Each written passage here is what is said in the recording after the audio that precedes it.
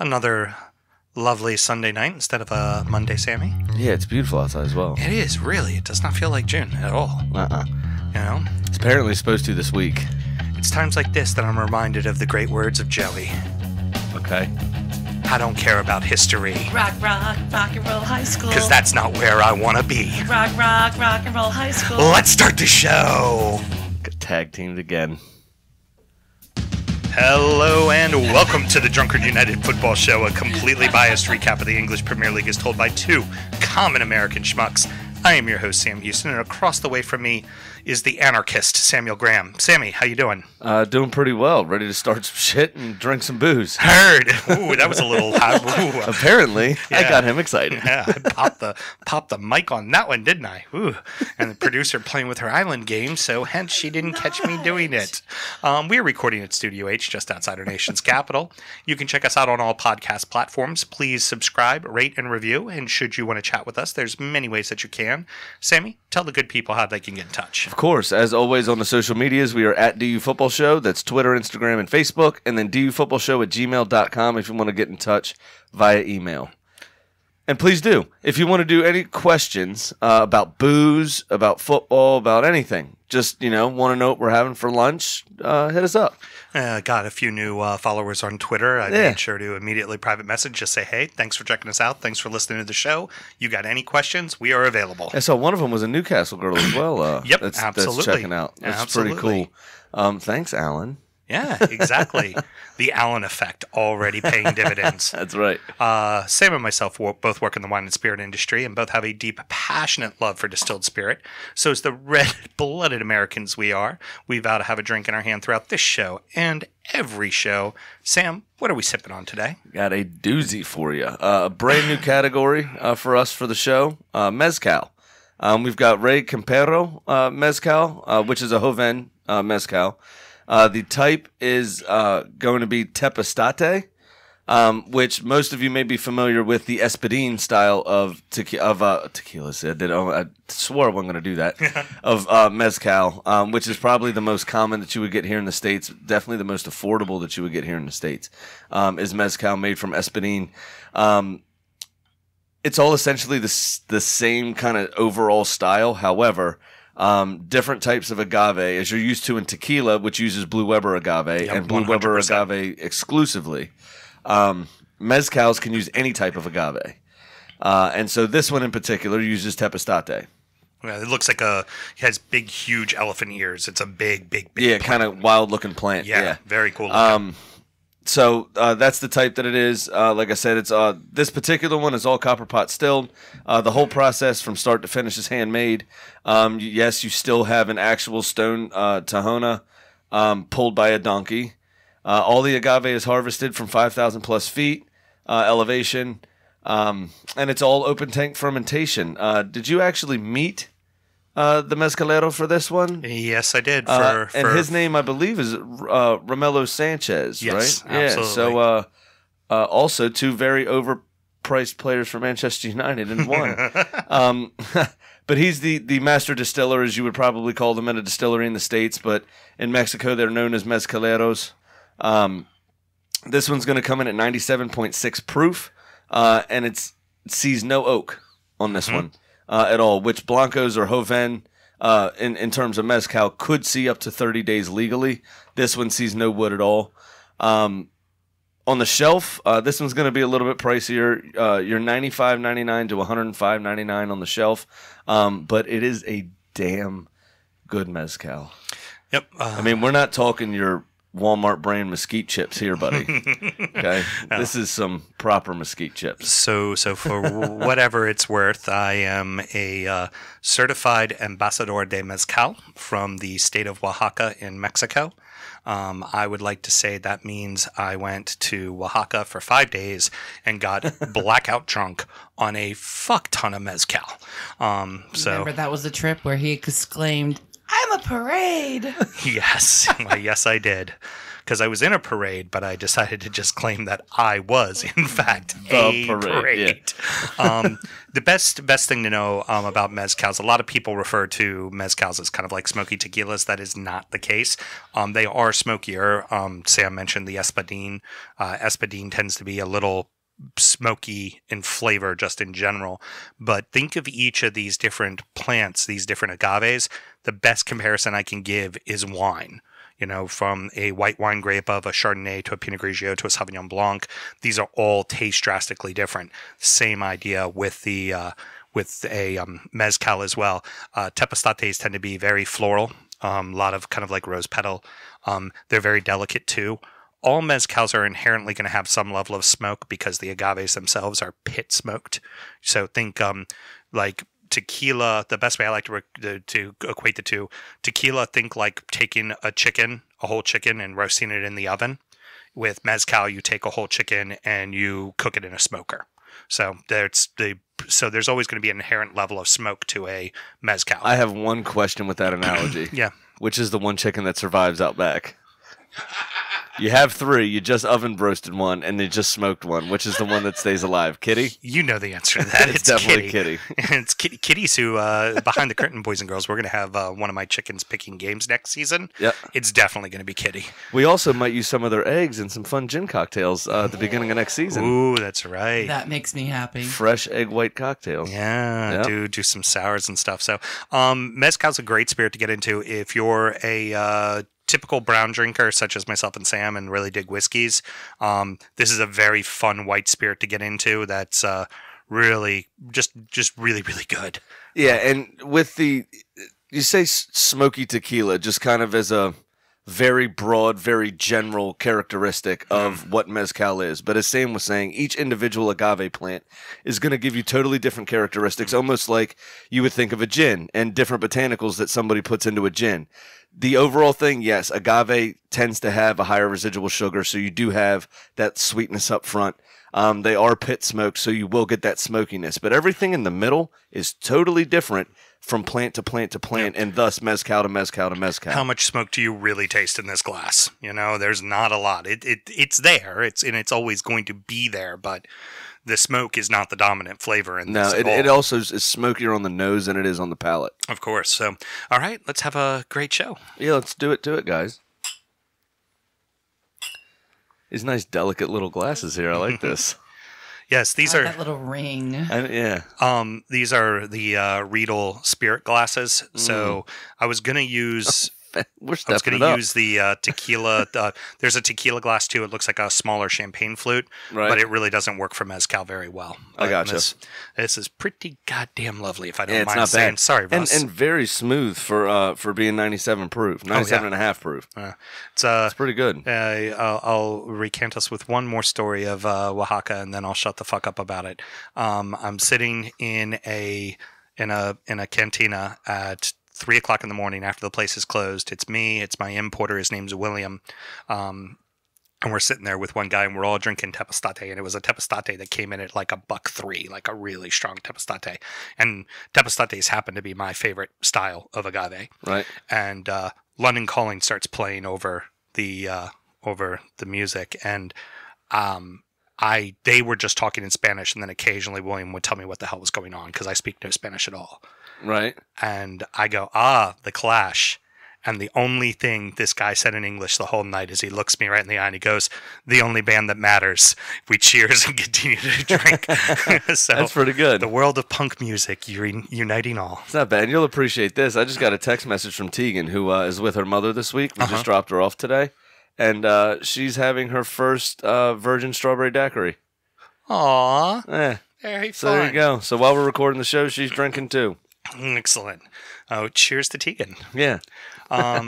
Sammy, we're going to run out of summer if we keep doing one a week here with all these team reviews. Yeah, true. Because we really only have about like 7 more weeks to go, and then the season and then starts. the season's starting again. Yeah. Which is why I'm surprised not a lot of business has been done yet, to be honest. Well, I guess it's because of the international tournaments that are going on. I guess. Once it happens, it's then a snowball. Oh, yeah, everything's going to start going, yeah.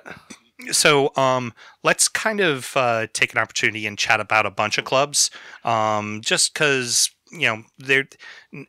we're not going to be able to get somebody on from every single team. So I figure we'll take a few that we've already known we really haven't had any leads on, and we'd go ahead and talk about them. So let's do Leicester City, Watford, Bournemouth, and Southampton tonight. Sound like a winner? Sounds good to me. All right, well then let's start with the Foxes. All right. An emotional year as they lost the owner to a tragic helicopter crash just outside the ground after a match. The Foxes were a tough one to figure out this season, wouldn't you say, Sammy? Yeah, I mean, we said it multiple times over the course of the season, too, with the loss of the owner and all the emotions that go with that. And it was very much treated like a family, and his investment was what brought them the Premier League trophy a couple of years prior. Just all of those different things in a row kind of led to them being up and down, you know? I mean, I told you the story that someone else had recanted in one of the papers of Caspar Schmeichel running out from the stadium to try to go towards the wreckage to help. Right after the game. Right, yeah. Because they cared so much for this guy, you know? And it just and on top of that, the tactics were shite under Claude Puel. Yeah. And you know, there were a lot of things that weren't going their way, really. They had lost kind of their identity and lost their way, in my opinion. So yeah, and their form suffered. It was up and down. It was all over the place. You never knew which team you were going to get. Well, even when Brendan Rodgers joined, it still seemed up and down for the rest of the year. You know. Well, he started off, didn't lose his first 4 or whatever it was. He had 3 or 4 games, and he did try to instill that little bit of that counterattacking identity back into them, where they would break at pace and using the speed of Yuri Tielemans and James Maddison and Jamie Vardy, and would get goals and started to see some organization at the back again, and all those sorts of things. Caspar Schmeichel started playing a little bit better, but they were in games. I mean, they lost to City, 1-0 to a wonder strike from Vincent Kompany there the next to last game, but they took City almost all the way to the end. Yeah. You know, they looked more organized, they looked better than they did earlier in the season, where they were just drab and uninspired. Yeah. I mean, they'd have games where they'd win big ones and then they'd turn around and like lose to Huddersfield or Cardiff. They would just lose a stinker, and they'd lose it at home too, which would make no sense. Right. So what should we expect under the Brendan Rodgers regime? Kind of a back to what they were, counterattacking team, withstand pressure? Yeah, I think they'll try to recapture that identity. Now, I think he will try to do, you know, instill some other things into them, especially depending on who he can get in the summer. And, you know, Tielemans is an example where he's not going to be there next year. He goes back to Monaco. He was on loan. Rumor is he's getting re-signed. Right. I couldn't find anything that said it was verified. So as of now, it's still a rumor. Yeah. Right. So hopefully they can. He was down the stretch an important player for them. I mean, incredibly important. Played player. really well, scored some big goals. Yeah, kind of replaced what Mahrez was doing out on the wing for them. Really pretty much brought that speed and creativity to the side. Yeah, absolutely. I mean, Maddison showed some of that. He's not the quickest player on the face of the earth, but he has a fair bit of pace to him. He's a hell of a skilled player, though. But he's very skilled, and he has an eye for a pass. Yeah. Is what James Maddison brings. Where Tielemans was run past you and just beat you. Yeah. Get a decent cross in or a cutback. Could score an odd goal himself, you know. So that'll be an important piece. And then, of course, keeping hold of Harry Maguire, Ben Chilwell, and some of these players who are on the radar of Manchester United, Manchester City, and some of the bigger clubs. Leading me right into what I was going to ask you next is, you know, okay, if they're going to withstand pressure, their defense needs to be big. Well, there's 2 major problems with the defense. Either a bunch of other clubs want them, a.k.a. Maguire and Chilwell, or they're getting really, really old, really quick. Yeah, Johnny Evans isn't young. Wes Morgan isn't young. Yeah. You have Harry Maguire's with 26, 27, so he's okay. So you need a partner for him, essentially, because the other 2 are aging. Chilwell is still 25, 26. But that's why they have their value. The bulk of the team, as I look through their roster, as a whole, absolutely. Like born in the late 80s, early 90s, and a handful born in the late 90s. And absolutely. It's like, ooh, they're going to need to start bringing people through or signing some players for sure. Which I don't think hurts them now. No, I don't think this hurts them over the next couple of seasons. I think this hurts them in 3 or 4 if they don't figure out who the next Vardy is when they turn around and then lose, a Madison of the world. Right. And like that can be crippling to this team. Yeah, I may as well get it out of the way now because I said essentially the same thing about Watford. I think both teams still have enough quality in them to be more than safe next season. Yeah. I think they're going to not necessarily guaranteed, but be thereabouts for the bottom half of the top half of the table. Yeah. So that's 7th through 10th kind of area. Firmly mid-table clubs. But they need to handle this summer, January, and next summer very well. And they need to bring, as you said, the average age of the overall squad down. Yeah. They're going to get plucked off a couple of players, and they're going to need to find good replacements. Like Jamie Vardy, I think, is 31. And Iheanacho is a decent enough player, but he can't score for whatever reason. Not proven enough yet, and yeah. I'm not so sure proven in this style of system with a lone striker where it is all on your shoulders, and sometimes it's literally you by yourself, all by yourself, on the other side of midfield because it was a long ball played to you, and your job's to just go get the fucking goal. Yeah, exactly. Which is what Jamie Vardy does best. Right, exactly. And so they're going to need to find another player like that, or they're going to have to find a player and change their style a bit. So we'll see what happens with them. I mean, little rumor to throw at you for Maguire leaving. Apparently, Leicester's being linked to Dunk from Brighton Hove Albion. That'd be a step up for him. I'm surprised also that Brighton Hove Albion's willing to let go of Dunk.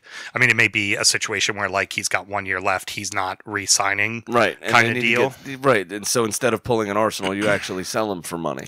Dunk's good enough to be a. We like to let players go for free, Mel. That's what we typically do. No, I'm just wondering if that's an actual name, Dunk. Dunk. Oh yeah, Lewis Dunk. Lewis Dunk. Oh, I heard him say Donk. Yeah, oh Dunk. no, not Donk. No, Dunk. Yeah, but that's who is being linked with them currently, and it's that's a good move for him. Yeah, absolutely, it's a good move for him. It's a good step in the right direction. Either one of them, Shane Duffy as well. Yeah, I think Duffy's got a few more years. Yeah, I don't think they're going for him. But my point is both of them are quality center backs. Yeah, well, that was I don't the think one they could make a jump to a top 6 club.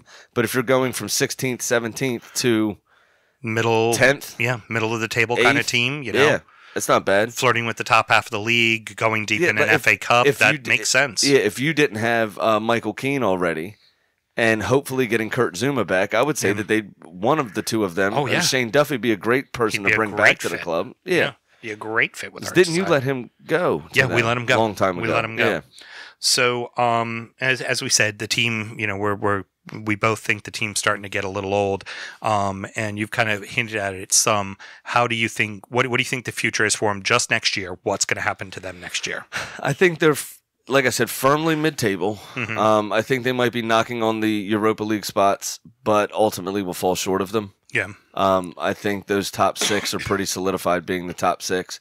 I think they will, Leicester, if they continue the way they ended the season with their performance level, I think a lot of those weird, stupid losses and dumb draws to bottom half teams become wins. And I think you two are going to put yourselves back in the places with Wolves for that 6th through 9th, or 7th through 9th kind of the best of the rest pack. Yeah.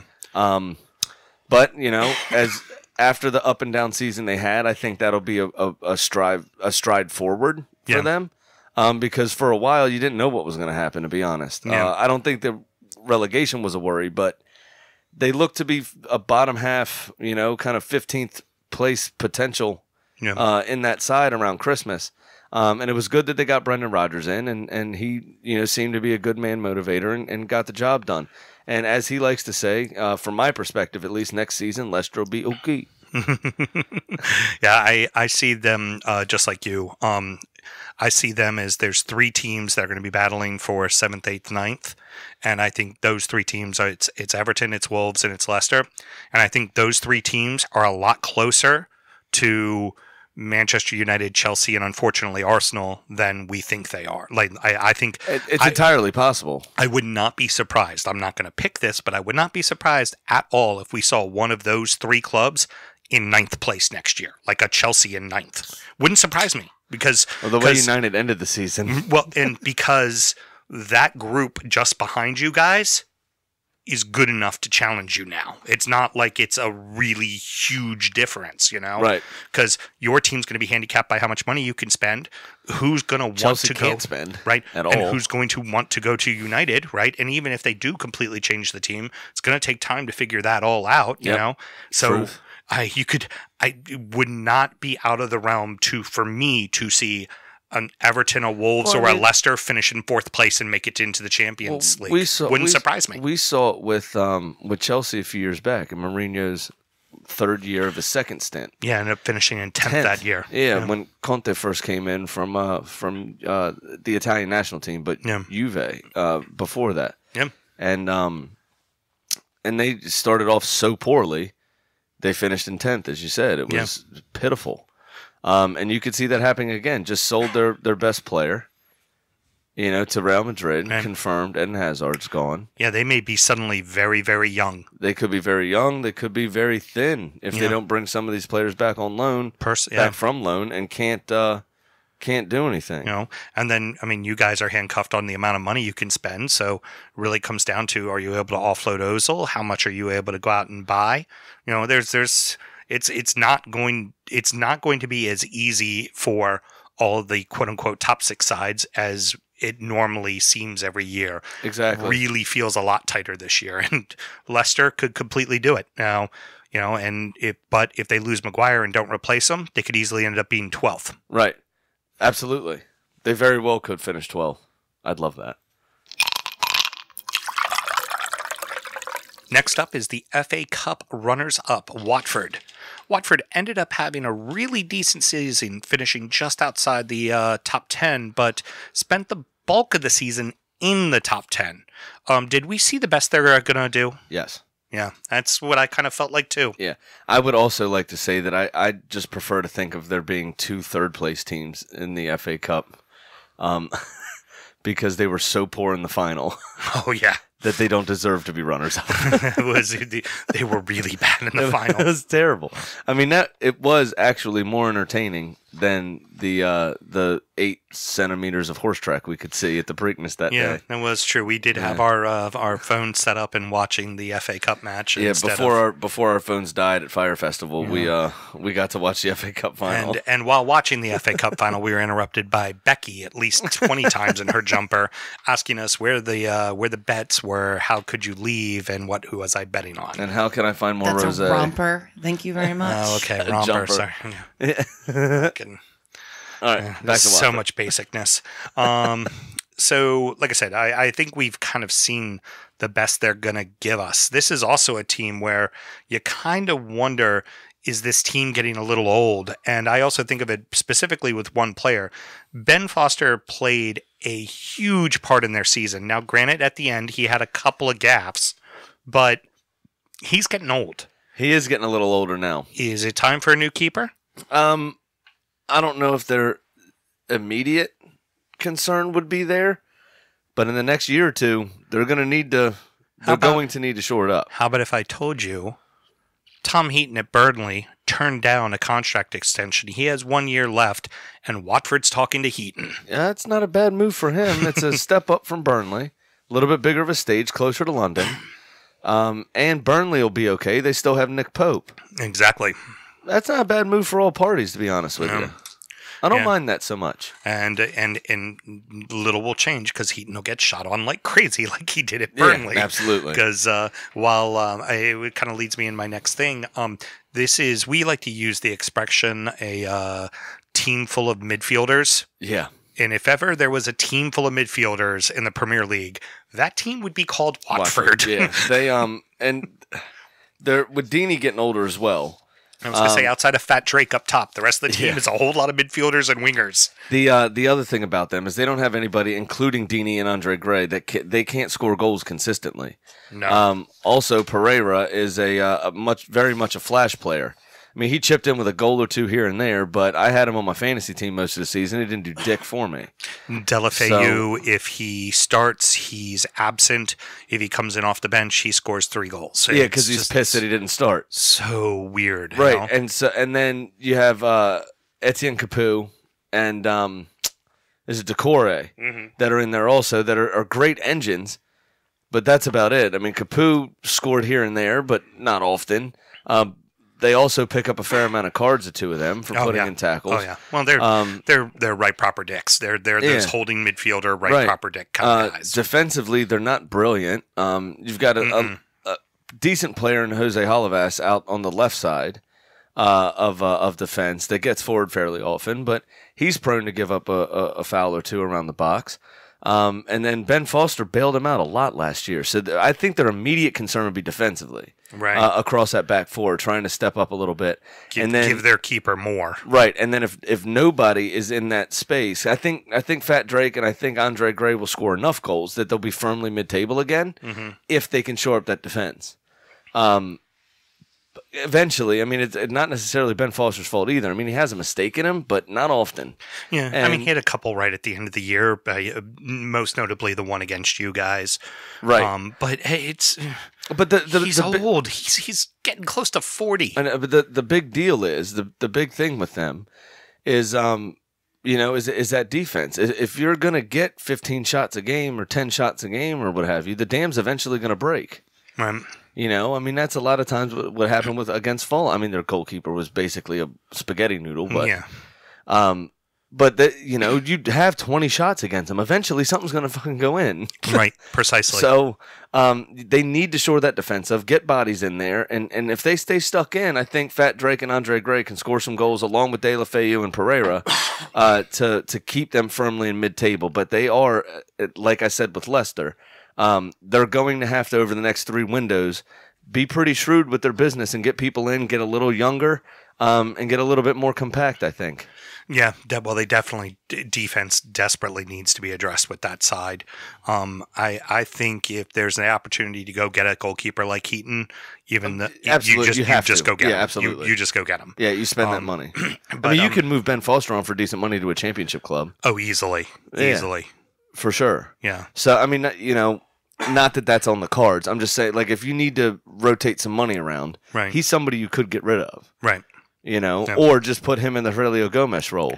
It's a team that I see is going to be, and let's go ahead and kind of say what we think, we think they're going to finish up. I see this team being a, 13th, 12th kind of team, probably, maybe they have a hot start, but, that's always been the joke, is that every season, the first 5 games of the league, the best team in the league is Watford. Yep. I feel like they're going to hang on this year because there's enough teams with enough problems that they can stay above it all. But I feel like that team is getting closer and closer and closer to being in trouble. Oh, yeah. Absolutely. Big trouble. But what's his name's a good manager. Yeah. I always confuse it, so I'm not even going to say the name. What's the Watford manager's name? I don't know. I never keep track of people's names. I almost said Marco Silva, which I know is wrong. That was last year. I know that's wrong. And I always confuse him with Espirito Santo. Yeah, of course. From Wolves. So anyway, the Watford manager. I believe he's either Portuguese or Spanish. Or Spanish, yeah. But anyway, he keeps them organized. Yeah, Google that for me, will you? Yeah, I'm Googling it. He does keep them organized. He keeps them together. And I think if they strengthen in the right areas, like you said, I think they're firmly mid-table again. Somewhere 10th to 13th kind of. They're not worried about going down. They're miles ahead of 14th and 15th. You know what I mean? They got a good 8-9 points clear of 14th place. You know what I'm saying? And it's typically, Mel, where I would get a response. But you all know you gotta. I'm not as fast as you are on this. As Sam will say, this is your chance to drive the bus. Drive the bus. Oh my goodness! Somebody was that big. The site I normally go to didn't give it to me, so I'm going to just do Google now because that's what I should have done the first time. So the information highway of Google wasn't good enough. He went to a specialty website first. I always go to Yahoo Sports because I know how to navigate it quicker. Javi Garcia, there we go. See, how about that? And see, we in all that stalling managed to give us a good solid 8 minutes on Watford. Aren't you proud of yourself? Yeah, I know. I was running out of stuff to say, to be honest with you. I love my wife. I love my wife. I love my wife. I love my wife. You said there's a fucking email. Tell me. I did want to apologize. Our producer's driving me fucking nuts. I did want to apologize to everybody before the break. I know that brain farts don't exactly make great audio features. So we are with that. But our But boy it did help stall. Our boy John, our boy John Satterfield, who I keep confusing with Galifianakis every time he sends me something because they both are John and they both start with S. One is in their real names is Harrier in Greek and lives in New Orleans.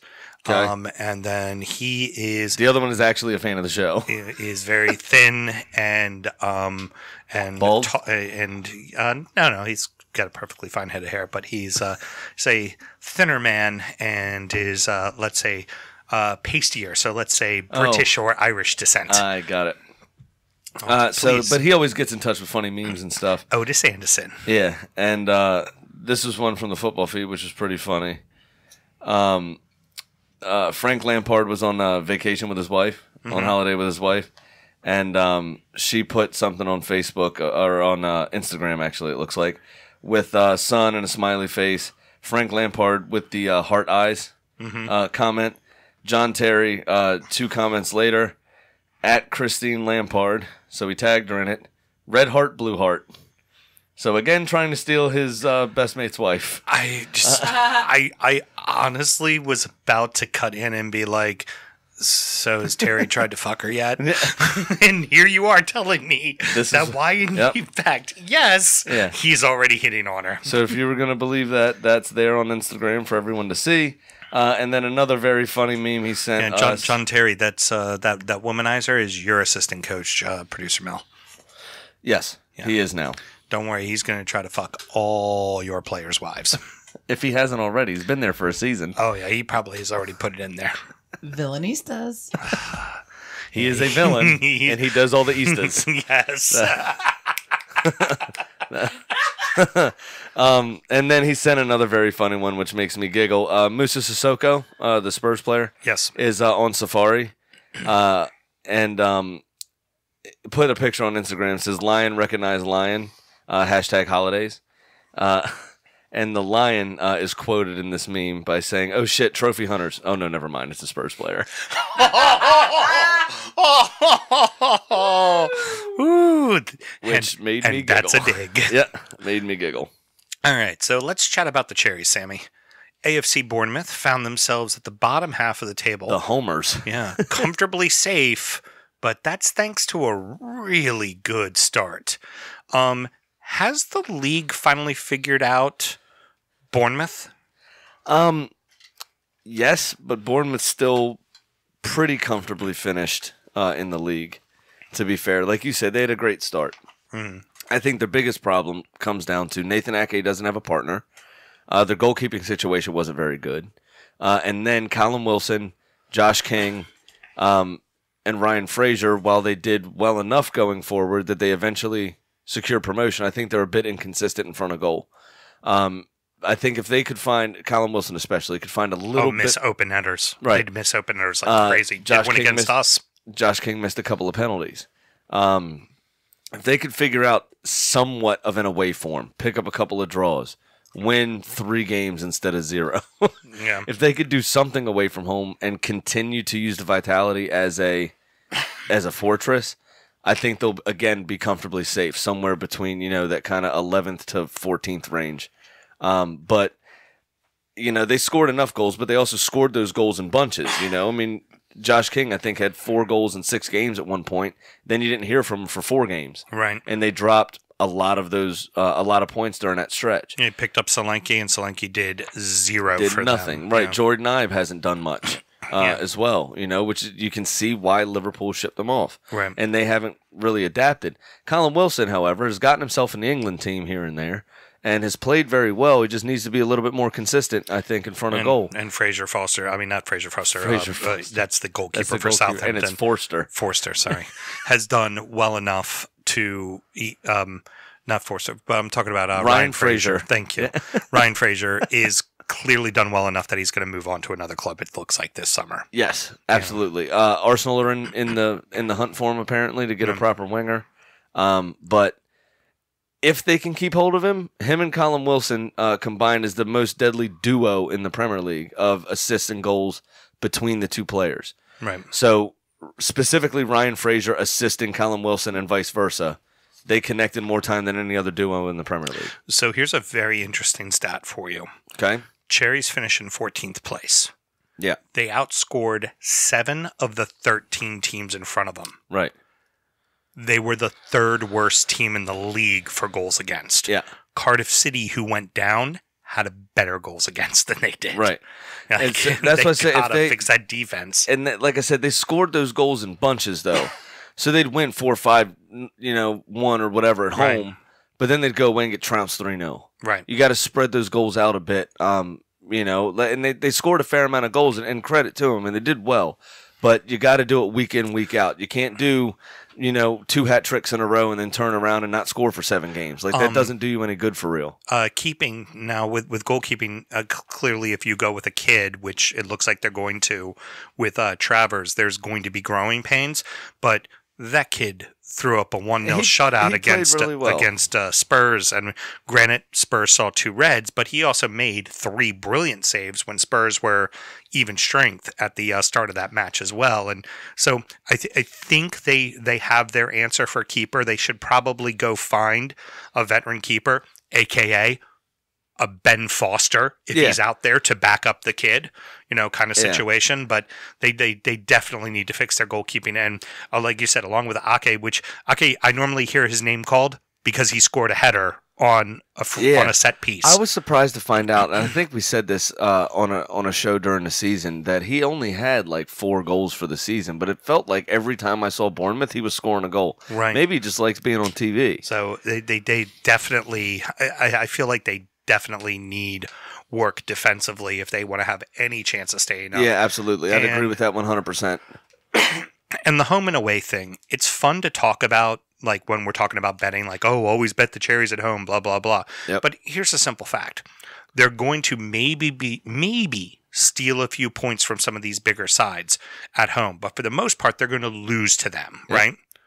And then all they're going to do is win maybe, 9 games at home? But they out of 19, maybe 9-10. Keep losing away. Like you got to figure it out. I mean, at some point, that's gonna come back to bite you in the ass. If they don't have a hot start, like let's say because they're much like a Watford. You see them in like 5th, 6th place, like 6 weeks into the season.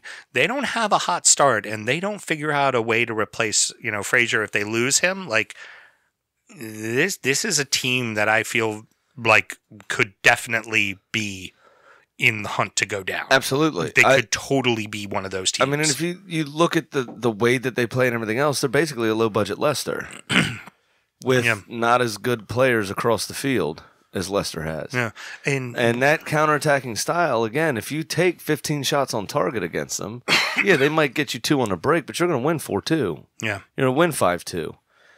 Because that defending is not there. If it's not Nathan Ake getting to it, getting a block in or a last-ditch tackle or whatever, they don't really have much back there. And their goalkeeping situation is shite, as we talked about. Yeah. So you'd have to feel for them. You have to worry about what they're going to do. And somebody like a Ben Foster would immensely improve, gives the kid a chance to learn under a top pro for a year or so, maybe a year and a half. Ben Foster picks up an injury. He's there with his arm around him, talking to him, giving him confidence, making him feel good. Got to find a big, proper dick to play center back next to Ake. Next to Ake, just an asshole Englishman that'll knock bodies around, that'll own the box. They desperately need that. It's Absolutely. not even a matter of skill per se. It's just a ownership of defensive half of the field. Because there's one thing you're going to do against Bournemouth. You're going to score. Right. You're going, if you play Bournemouth, even if you're playing at their place, you're going to score goals. I know. It's like going down to the dock with $20. You're going to score. Funny, that's in the Bournemouth has docks too, don't they? Yes, they do. That one's for me. Sorry. You're so witty. But you got to feel for Ake. I mean, he does a lot of work in that team, both defensively and offensively. I mean, he causes problems for everyone on corners and set pieces. But they definitely need exactly what you said. They kind of need a dickhead next to him to kind of shore it up and everything. Sorry, I got distracted. Mel just harvested her strawberries.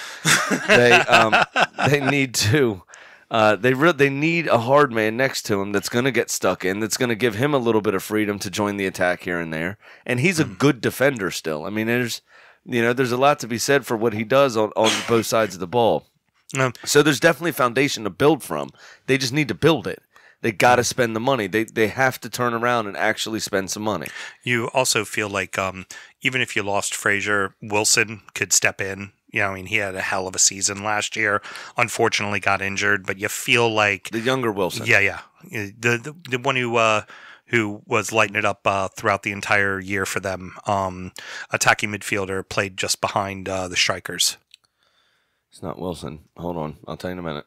Okay, keep going. Very good. So, well, here's I'm looking. Admin is not our strong suit. I'm looking at this. I'm looking at the table as a whole, and name assassin strikes again. I feel like, and we'll get on to Newcastle when we talk about transfer, but like Newcastle, Palace, Bournemouth, Brighton, Southampton, Brooks. That was David it. Brooks. Thank you very much. Like those 5 teams, legit, real fucking trouble. Yeah, it could be real trouble. And let's face it, the 3 teams that are coming up. Okay, so Sheffield hasn't been there in a while, but they know Premier League football. Norwich has come up and down a few times. Maybe they pull a Burnley and they've just been going down to let that money collect and get themselves to be there and stay there, right? Could be. And Villa, I can't help but think Villa's fucking staying. So that means a non-promoted team is going down. Potentially 3 non.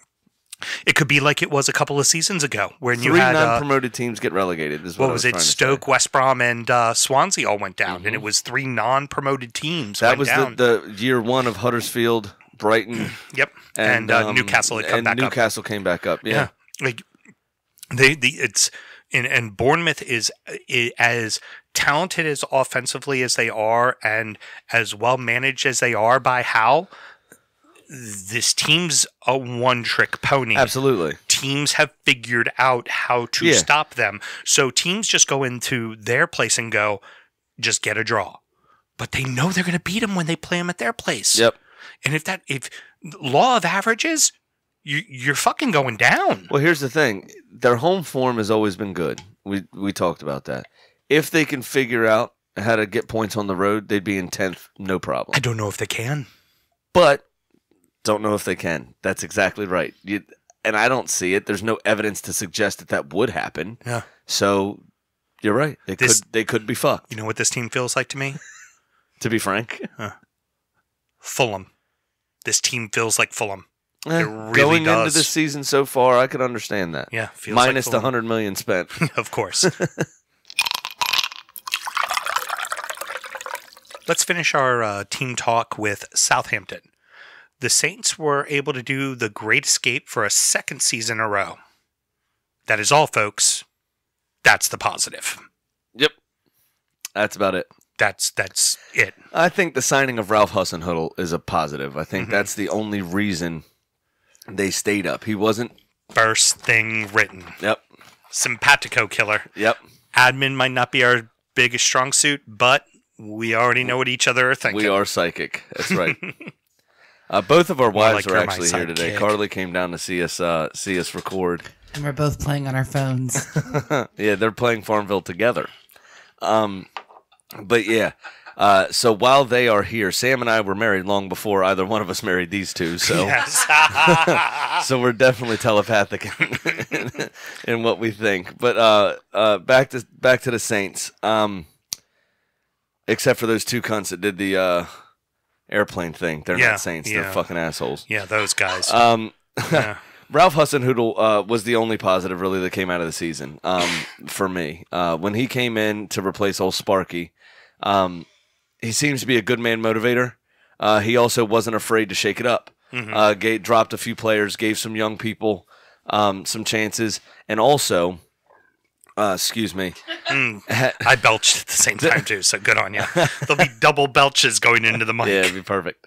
Mine was juicy. But not only did he give the young people the chance, he also put a plan in place, and it looked like Southampton was trying. It looks like they at least had... They weren't very good at it a lot of the time, but at least they had an idea of what the fuck they wanted to do. You know what I mean? They had a style to them. Well, it's Charlie Austin and Shane Long. How much can you fucking expect out of them when you're doing with that as your plan? Well, right, exactly. I mean, they went from Walmart and Marshalls to TJ Maxx in terms of their style. You know what I'm saying? So, still wasn't great, but it was better than the bottom of the barrel. So it seems like he has a commitment to, one, playing young players, and two, rebuilding the academy. And let's face it, I think part the of it, academy is what they're known for. Is how absolutely. great their academy Look at half is. of Liverpool's team just won the Champions League. Right. They're all Southampton players. Exactly. Gareth Bale's won the Champions League how many times? Was a Southampton player. Theo Walcott for you. Yep. Alex Oxlade-Chamberlain for Liverpool was all Southampton. Yep. But anyway, they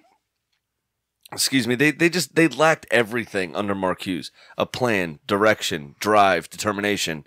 It's what saw Dusan Tadic fuck off to Ajax in January. Yeah, and make it to the Champions League semifinals. Yeah, exactly. Yeah.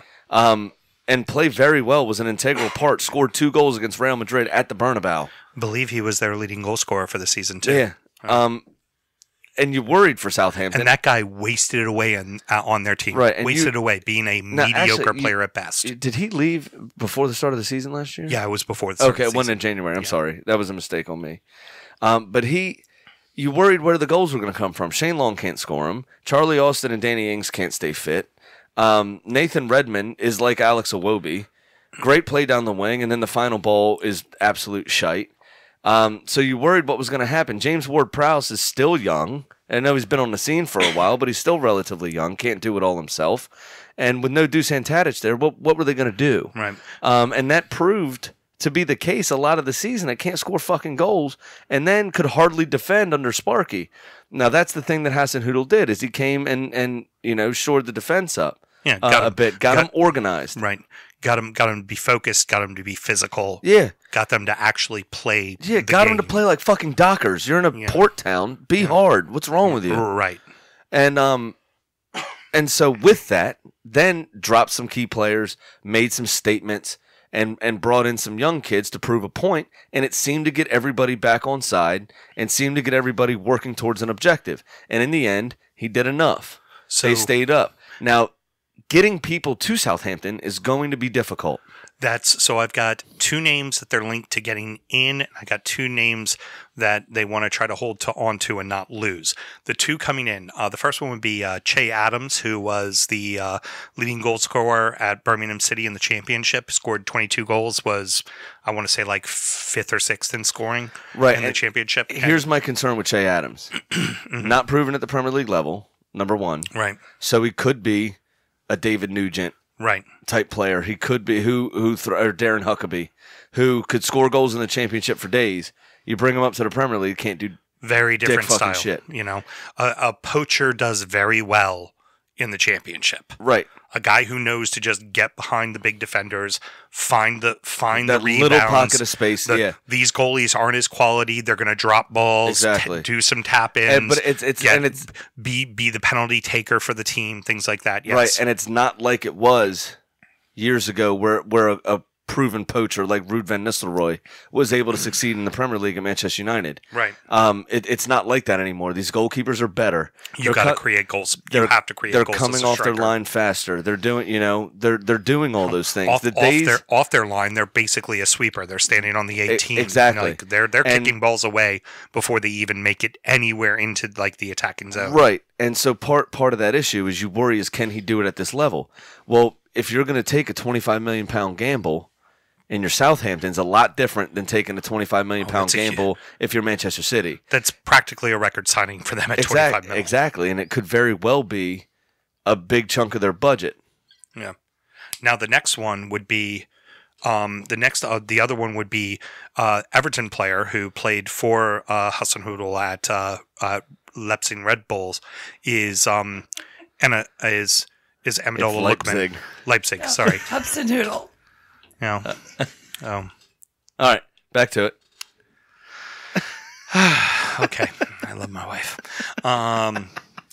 Is Lookman at Everton? There's and he is proposed $20 million. So we're talking $45 million for 2 strikers, 2 obviously kind of winger strikers, strikers, forwards, but unproven, young. all the talent in the world, but Now, I think that Lookman would be better for them than this championship kid, Che Adams. Yeah. Or Che Austin. Adams. Sorry. But name I got right. Lookman has Premier League experience. Yeah. Lookman knows what it takes in the league. He when he came in for you those last few games of the season, when he finally got a chance for Marco Silva. Clearly, he doesn't like to practice, though. Well, he's Allen Iverson. Practice? We're talking about practice. Yeah. But he played well those last few games of the season. And I think somebody like Hasenhüttl's not going to stand for that bullshit. No. But he played well. He played well for him at Red Bull. Right, which I don't think the Germans are allowed to say. I think that's why it's RB Leipzig. Oh, okay, whatever. I think because it's Red Bull. It's something about corporate ownership structure, something to do with their league. Sure thing, Red Bull. But they wear Red Bull jerseys, yes. Red Bull. And they are owned by the same people, Red Bull. Red Bull. Red Bull, who, let's see how many more times they say Red Bull. Show title, Red Bull. Red Bull. They pay us money, Red Bull. Sponsorship opportunities. DUfootballshow@gmail.com if you'd like to get in touch and sponsor the show. Red Bull. They Red Bull, New York Red Bulls and RB Leipzig and Red Bull Salzburg or whoever that is in Austria. Salzburg they're all is in owned. Austria. Yeah, they're all owned by Red Bull. Yeah. And all wear the same shirts. Different badge, obviously. Still have the Red Bulls on it. All right. Anyway, but Hasenhüttl, I think, can get the best out of that player for whatever reason. Marco Silva can't. Maybe it's because he believes in a siesta. Don't know. Maybe Lookman just thinks because he's Spanish he can take a nap during the day and it, won't get over it. He just most of the leaks came back about Lookman and why he wasn't getting playing time and why it kept being Walcott. Red the Bull. why Lookman wasn't getting playing time and Walcott is because Lookman had no desire in training. Yeah, exactly. And didn't try at all. Which, let's face it, in the Premier League, you want to piss off a coach? Yeah. You want to piss off a coach? Don't train. Half-ass it at training. Yeah. You are not going to play if you half-ass it at training. And at that point, from your perspective, would you be pissed off if he fucked off down there?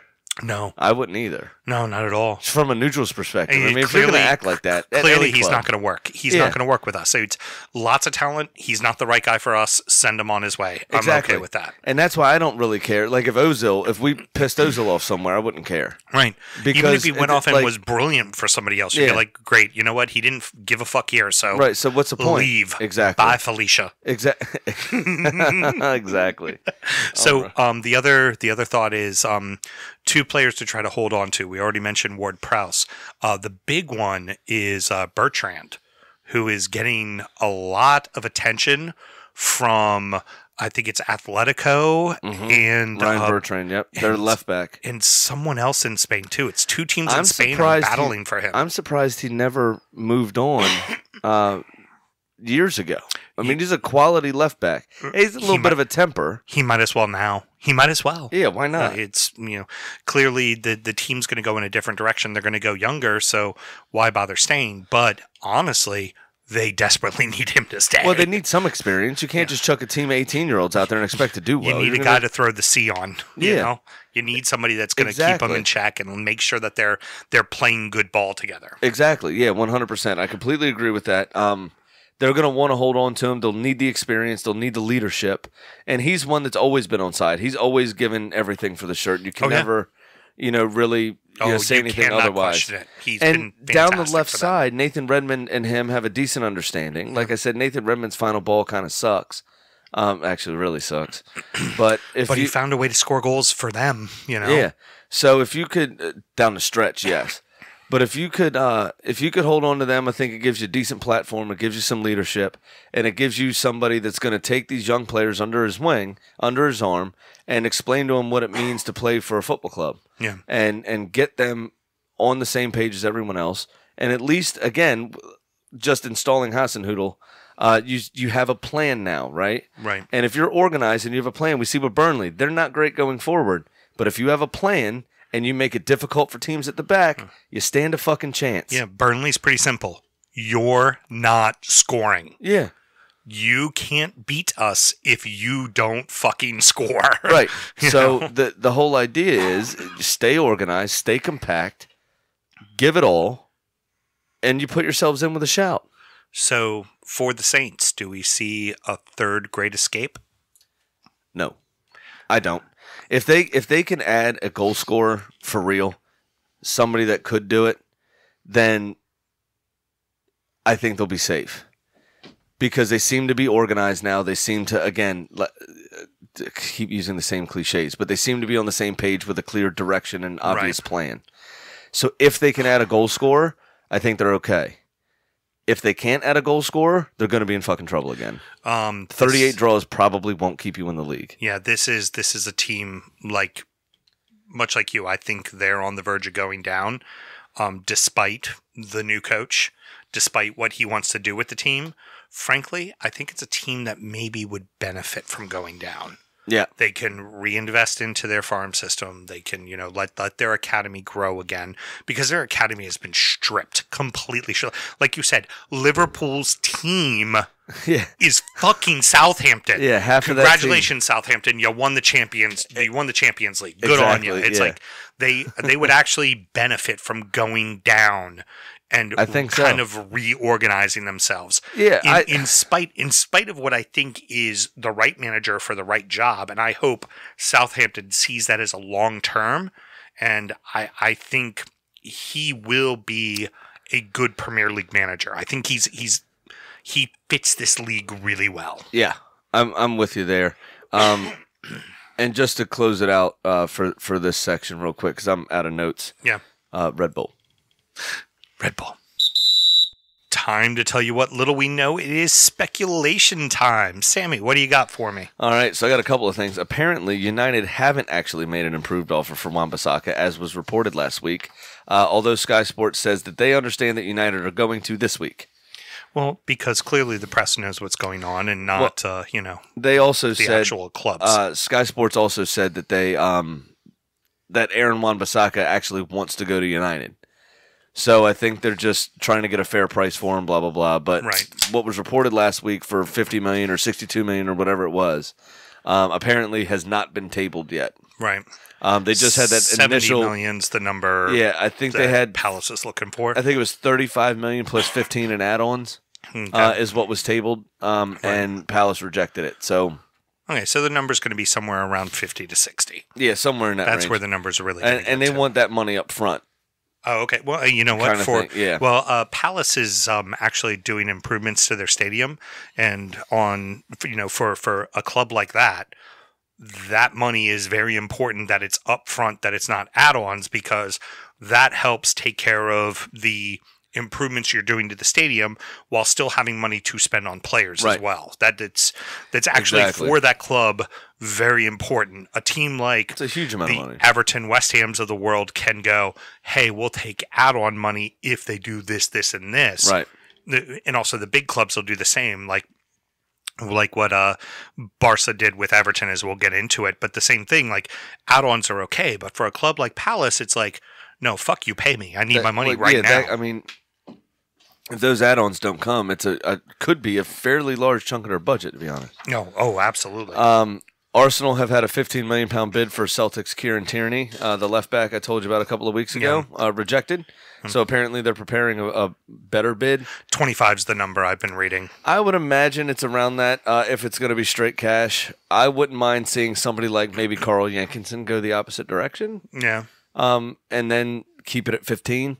Seeing as we only have 40 to spend for the year, right? Yeah, and I think because that money could be gone between Fraser and exactly Tierney, so it could be gone. Yeah, and I think Sead Kolasinac played very well. I don't know that we necessarily need a left back at the moment. We need cover. I've heard rumblings that God damn it, the right back, the Brazilian, Spanish, Hector Bellerin. Bellerin, yeah. I'm sorry. for some reason thought Brazilian, but yeah, that Bellerin is being sought after by a few other clubs. Yeah. In Barca's been trying to get him for a couple of years. Dani Alves apparently is reported that he wants out of PSG. Oh, no shit. And so they're going to be in the market for a right back, one that likes to get forward. So Hector Bellerin is very good at that as well. That guy. Yeah. So I mean, as long as he can be healthy and stay on the fucking field, right. he's decent. So not necessarily that PSG's linked with him, but it's a name that's out there. Well, and PSG has a blank fucking check. Right.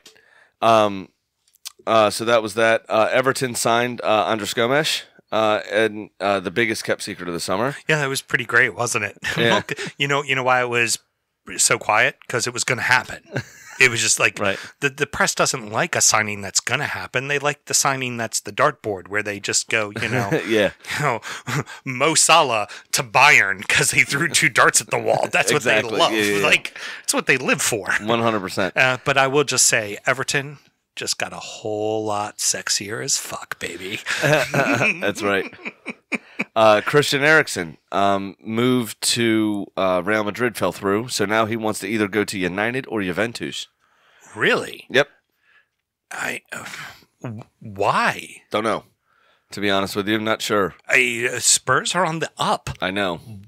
Why? I don't know. I love everything about it. I mean, that's just sell him. Huh? It's really, huh? It makes no sense at all. Correct. Apparently, Matthijs de Ligt, who we talked about before, the Dutch center back for Ajax, the 19-year-old, reportedly has agreed terms with Juventus, and they are finalizing a transfer fee for right around 60 million euros, maybe a little more than that. And if that actually comes through, the old lady's shaping up to be a quality fucking team next year. Yeah, they are. Getting Aaron Ramsey on the free. They've got a few players talking about Paul Pogba coming back in. They could be dangerous. They won a Champions League. Yeah. They want to win a Champions League. They could be bloody dangerous next year. And you know what? Good enough to do so because that league doesn't require a lot of you. Nope. That's the beauty of the Italian league. They were already miles ahead. You can really focus on Europe. Exactly. And still walk away with the title, especially Juve. Exactly. They were already so far ahead. Just adding these players are going to be even further ahead and can really focus on that Champions League. Mm-hmm. If that comes to pass.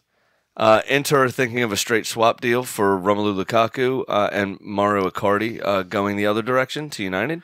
Doesn't it kind of feel like there's been so much talk of Lukaku going to Inter that it's just not going to fucking happen now? Yeah, I think there's two. It feels like it's just going to fall apart. And I don't know that Icardi is the right player for United style, to be honest. No. Ander Herrera, who was released by United, still not sure why either, is poised to join PSG, but Atletico Madrid are trying to sign him. And scupper that deal at the 11th hour. Wasn't he a PSG guy before? To be honest with you, I don't know. I think he might have been. It's a good fit for him. They need players in that position because apparently another league where you don't need to worry about the league. You'll win the league just fine, and you can focus on Champions League. Right. The other player for PSG that's leaving and going to Juventus apparently is Adrien Rabiot, the French international. Really, the box-to-box midfielder, and they're going to need to reshape that midfield. Thomas Tuchel's not going to have a lot to work with in that midfield because apparently also Neymar wants to leave.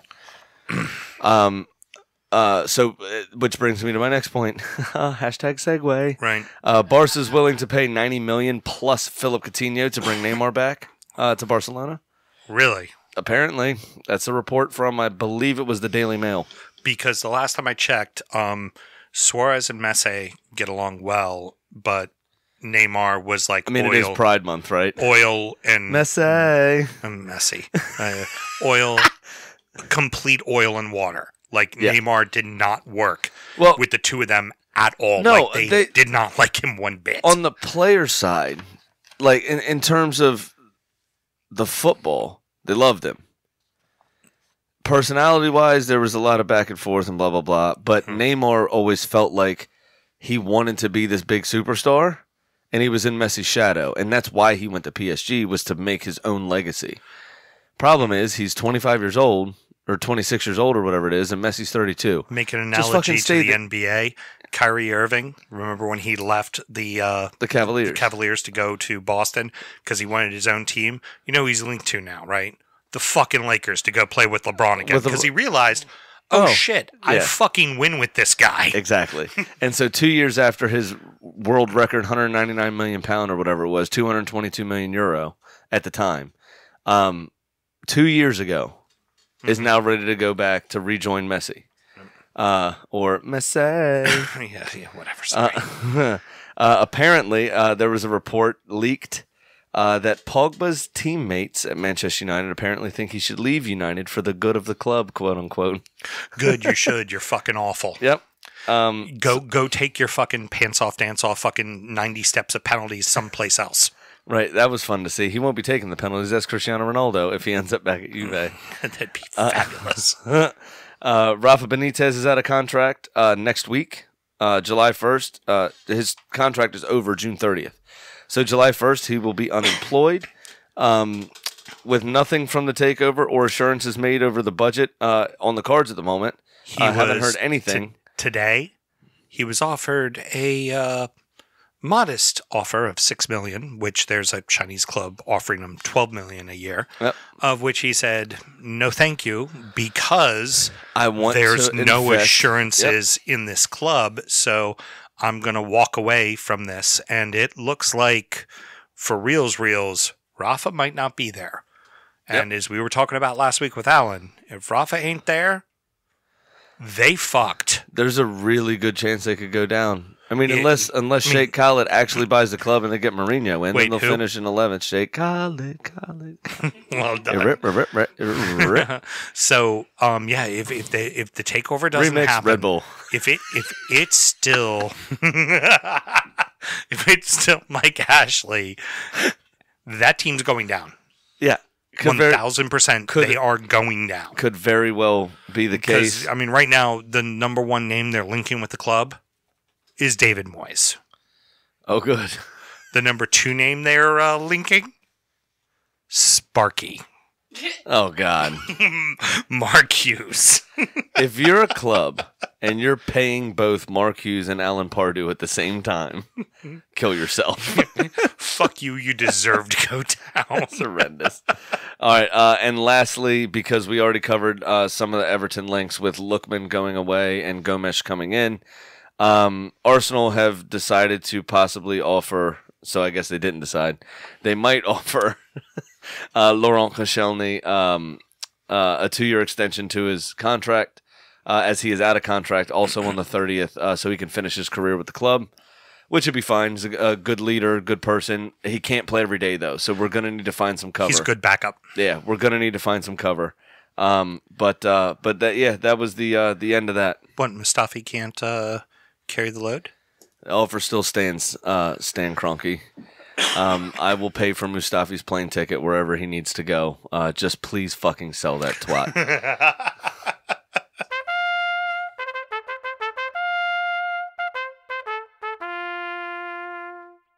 All right.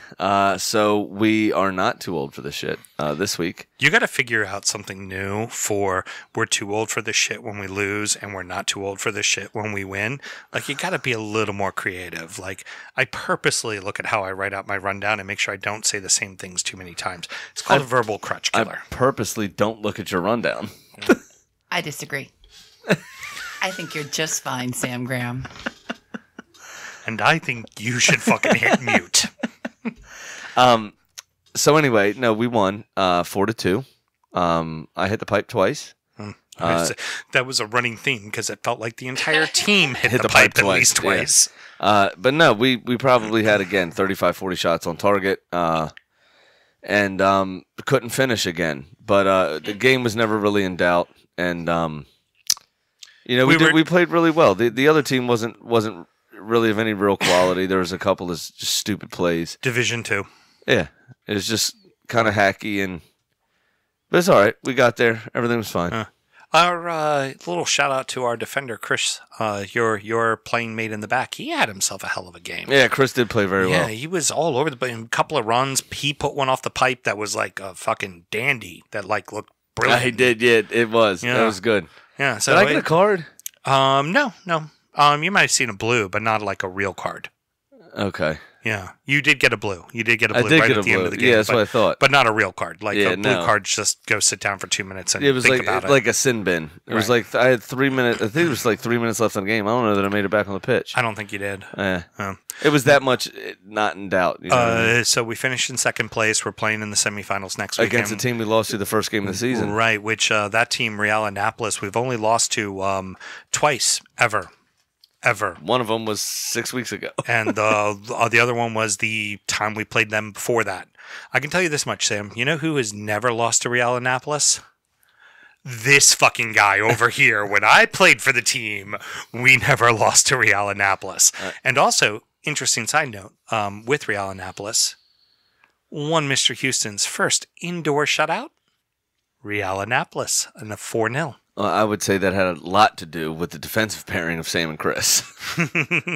No, back then that would have been the midfield pairing of Oh, Sam yeah, and that's Chris. right. It would That have was been before we were It old. would have been Yeah. Craig and Trim in the back. That was before we Yeah. were old. Got it. Yeah, it was nice to see. You know what, the team, considering that we've been playing basically with one sub every week and we're an older team. Yeah, it's very. I'm pretty happy with it. Second best defense in the league by 1 goal. Yeah, exactly. We've only got 19 goals against in 6 games. Where the other, the top defense has 18. To be expected. The times we lost because we didn't have enough bodies there to play, and then we played the really, really shitty team that we should have beaten, which somehow that team came in 4th place. Great. Hopefully they'll take care of Juventud in the top spot, and then we'll just wax them in the final and be I don't know. fine. Do we really want to go up? Not really. Play one more year in the shitty league? Yeah, I'd like that. Alrighty, so I'd like that. that about wraps it up. Sammy, parting words, your normal 10-minute diatribe? It's not. I'm updating people on the international tournaments. Thank you very much. Cool. It's Well, I'm not going to talk a little bit about those international tournaments too. I didn't fucking schedule 3 international tournaments at once. Yeah. Okay. Heard. Sorry. Okay. Go get them. So the U.S. men won their opening 2 games, securing a spot in the second round of the Gold Cup. Very simply put, They did the job. exactly what they were supposed to do, which we were worried they wouldn't do. Well, look, the So build-up, that's a you had a good- 1-0 to Jamaica loss, Yeah. and then you had the 3-0 to Venezuela. You know, they look like a dull sword trying to cut through it, a steel block. I'd say the following. I like the speed of this team.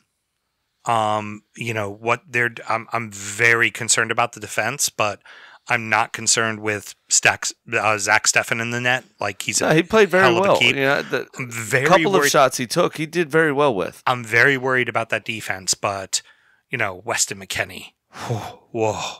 I'm not particularly fond of the right back Lima. No, just defense as a whole. I'm not fond of. Well, that's going to be Yedlin eventually. Yeah, hopefully. Yeah, absolutely. But- and they're a different team. The Trinidad and Tobago game, they looked so much better with Christian Pulisic in, who did not play against Guyana. No, he did. Oh, he did play He against played the Guyana. first half. He came out early. Okay. I got home late. Him and Bradley got pretty early subs in the second half. They were quote unquote scheduled subs. I was home late from football on Tuesday, and I didn't see the first half, so I didn't know he played. Christian with a goal and 2 assists. Tyler Boyd, who scored 2 goals against Guyana. The whitest name ever, by the way. Exactly. Paul Areola on the other side. Which is also a very funny name. Okay, Mel, well then Areola. Hey, That's Sammy, his last name. Who's down the middle? Definitely not a white name. Oh, Giassi Zardes. Yes. Yeah. I don't know where that's from. But, I think as a whole, there's a lot of speed, a lot of aggression. There's a lot of going to the net. And Weston McKennie played brilliantly as well. you know what? That's what I said before. Thanks for listening to me. But I was telling Mel about Areola. But you know what? Go beat Panama 2-0. And then you're doing exactly what you're supposed to do. Win your quarterfinal game. Get to the semis. If you lose to Mexico in the semis or the finals, okay, as long as you play well. But you need to beat Costa Rica. You need to beat Panama. You need to beat Honduras. You need to win these games and reestablish the fact that you are one of the top 2 teams in your bracket, and you are a force. You need to do that. And it seems like the team, the coaches, everyone's kind of they're pinpoint focused on just improving each game, which is good. The other thing is it obviously doesn't make up for it. Missing out on the World Cup was a terrible, terrible blight on U.S. soccer. But beating Panama 6-0. I mean, Trinidad 6-0. Or Trinidad and Tobago, I'm sorry. Yeah. Who did I say? Jamaica? You said Panama. I said Panama. No. What are you, pulling a fucking me? Come on, I killer. actually listened to you a second ago, and I had Panama on the brain. Fucking focus. Come on. Let's go here. Come on. You woke my wife up. I did really good work to put her to sleep a few minutes ago. Yeah, clearly your smooth, docile tones. Beating TNT 6-0 was... it doesn't make up for it because missing the World Cup, like I said, was a terrible blight on U.S. soccer. But it did feel good, and it did show a little bit of maturity and a little bit of character, I think, in the U.S. squad that we've lacked, especially in the last qualifying campaign. Zero celebrating. Scored a goal. They were just like a little bit of hug. I think few heart things, but that was about it. Yeah. They were streamlined, focused on the business. You know what? When you beat a team so bad that their goalie doesn't shake a hand, just literally turns around and walks to the tunnel and walks out. You sent your message. Yeah, you sent your message. And I don't know his name. And this is the last thing about the Gold Cup that I have. The not Panamanian, the Bermudan goalkeeper. Oh my God, that boy had himself a game. Fantastic. That save. Fantastic. Ooh. Against was it Costa Rica they played? Yeah. That kid, free kick. That kid is fan-fucking-tastic. That sucker was going middle, curved wide. He delayed and waited on his dive, came across with his backhand and flipped it over the post. It just wow. It's awesome. What a save. It was sad to see. The stadium was nearly empty. Yeah. I mean, the stadium in Houston's in the middle of fucking nowhere, apparently. Yeah. No, maybe it's Dallas. I don't know. It was Dallas. It was in Dallas. Okay, so the Dallas stadium's in the middle of fucking nowhere. Yeah. Like way outside the city kind of thing. But his performance was fantastic. And if he doesn't get snapped up by somebody maybe in the championship or, in maybe French League 2, Ligue 2, or the Spanish Segunda Division, I'd be very surprised. I mean, I think he's a quality fucking goalkeeper. The reason why those stadiums are half empty, $100 tickets. Fucking Gold Cup. Get it right. Fucking make it affordable for fucking people to go. You cannot expect a bunch of, for us stupid white boys, yeah, sure, we'll spend $100 and go to a game. But like in the case of immigrants that are living here, you can't charge them $100 for a ticket. It's got to be a $25 upper deck ticket. That's what people can fucking afford. Like just insane that you're charging $100 a ticket for a tournament you want people to come to. Right, that you host every fucking time it happens. No, wait, Sammy. Soccer's popular, quote unquote, now. So, so we got to make our money on it. Let's war everybody. I hope they learn their fucking lesson. One would hope. So anyway, all right. The U.S. women are in the round of 16 of the Women's World Cup as they finished out the group play with a perfect record. We are again behind the curtain recording on a Sunday, as we said at the beginning line of the show. So we only have half of the results from the round of 16. Right. Germany, England, Norway on penalties, and France are all moving on to the quarterfinals after their wins over the weekend. VAR played a massive fucking role in this weekend. The Cameroonian women against England at one point refusing to restart the game because they were so fucking pissed off about VAR and the refereeing decisions. Now, that is terribly unprofessional behavior. At the women. However, I do kind of agree with them. Yeah. Not in the way they went about it, but I do agree that some of the decisions were ridiculous. I think the Cameroonian goal should have stood. I don't think VAR had any real reason to disallow that goal. Right. I think the English women did well to remain focused and not let the antics of the Cameroonian women get to them. And they put in a very professional performance, as Phil Neville said in his post-match. The Fizza. Yeah, Fizza. Old Everton captain. Yes.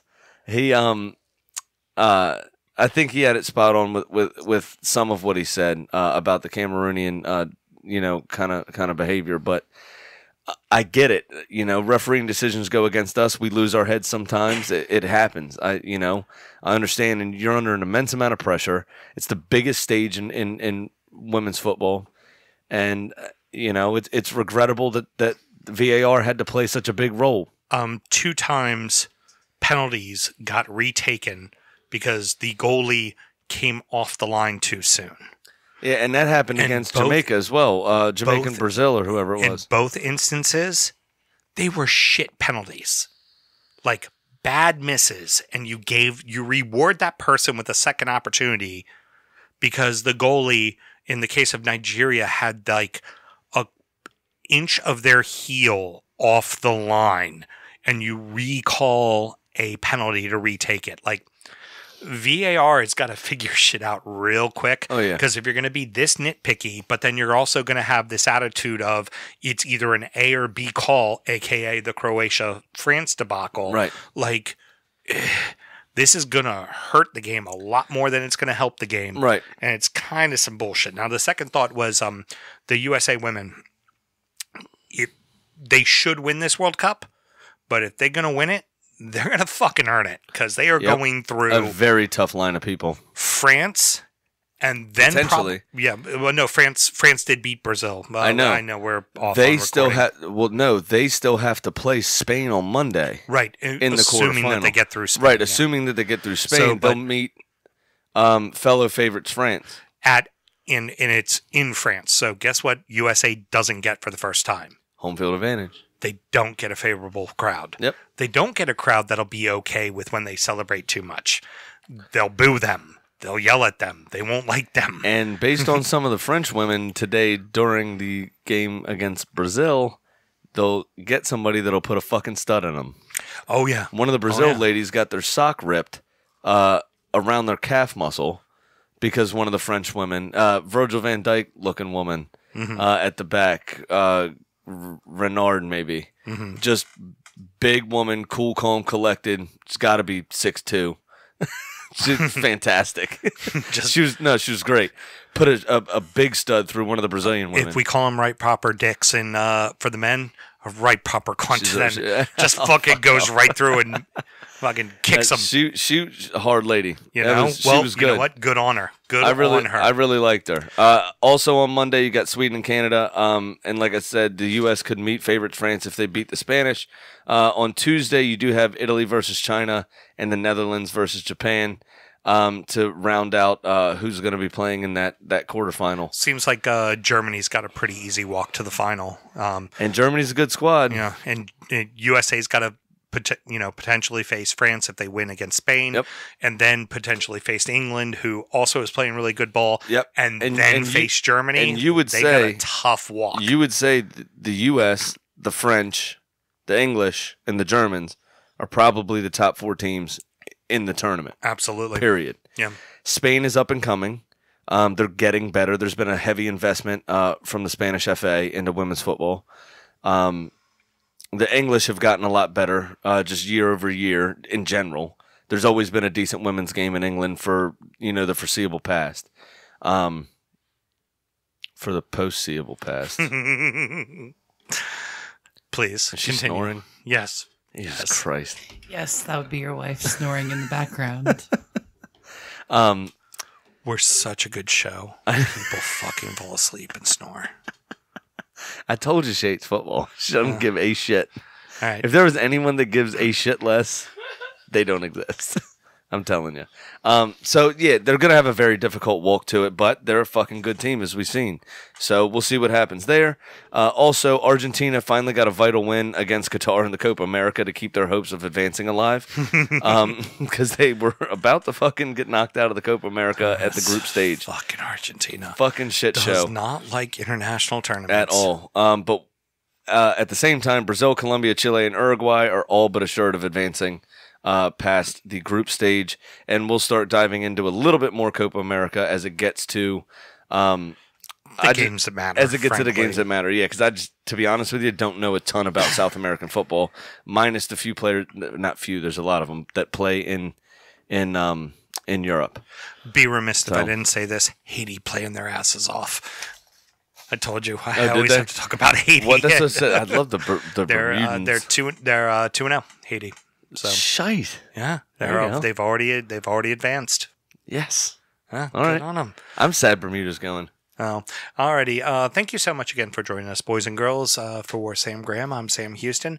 Thanks again to everybody that's been starting to follow us on Twitter and the rest of the socials. And we appreciate it. We'd love to hear from you. And till next week, everybody. Please keep getting in touch. We'd love to see it. Carly, wake up. We got to go. Rock, rock.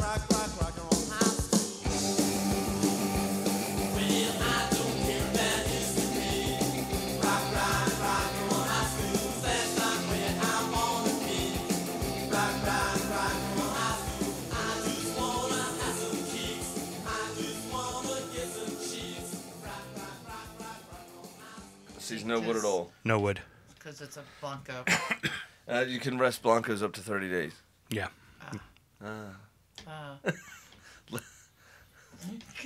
Mezcal. Let the men talk about what they know about that, okay?